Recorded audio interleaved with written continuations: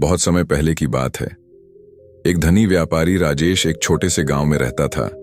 उसके पास अपार धन दौलत थी, बड़ी हवेली थी, नौकर चाकर थे, लेकिन फिर भी वह हमेशा उदास और परेशान रहता था। उसके मन में हमेशा यह सवाल उठता कि मैं इतना अमीर हूं, मेरे पास सब कुछ है, फिर भी मैं खुश क्यों नहीं हूं।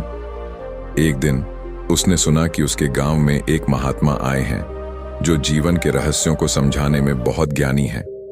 राजेश ने सोचा, क्यों न मैं उनसे अपने प्रश्नों के उत्तर प्राप्त करूं। वह तुरंत महात्मा के पास पहुंचा। जब वह पहुंचा तो महात्मा एक वृक्ष के नीचे ध्यान में बैठे थे। राजेश ने विनम्रता से प्रणाम किया और बोला, महात्मा जी, मेरे पास सब कुछ है, धन, ऐश्वर्य, सम्मान, फिर भी मेरा मन बेचैन रहता है। मुझे शांति और सुख नहीं मिलता। कृपया मुझे बताइए कि सच्चा सुख कहाँ है। महात्मा मुस्कुराए और बोले, पुत्र, सच्चा सुख पाने के लिए तुम्हें एक कार्य करना होगा।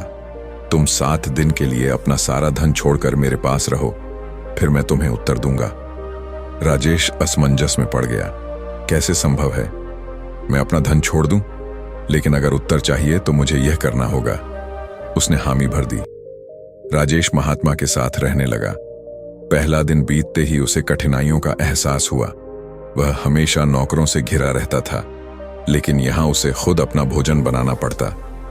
उसने लकड़ियां इकट्ठी की, पानी भरा और भोजन पकाया। दूसरे दिन महात्मा ने उसे गांव में जाने को कहा और गरीबों के लिए भोजन बनाने का आदेश दिया।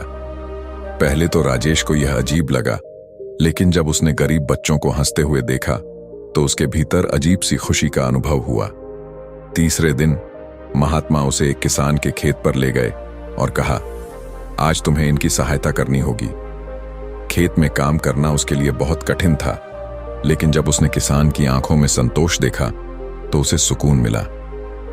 चौथे दिन महात्मा ने उसे एक पेड़ के नीचे ध्यान लगाने के लिए कहा। पहले तो उसका मन इधर उधर भागता रहा, लेकिन धीरे धीरे उसे शांति महसूस होने लगी। 7वें दिन महात्मा ने पूछा, पुत्र, अब बताओ, तुम्हें सच्चा सुख मिला? राजेश की आंखों में आंसू थे। उसने कहा, हां महात्मा जी, मैंने समझ लिया कि सच्चा सुख सेवा, परिश्रम और सादगी में है, न कि केवल धन में। महात्मा मुस्कुराए और बोले, यही जीवन का सत्य है।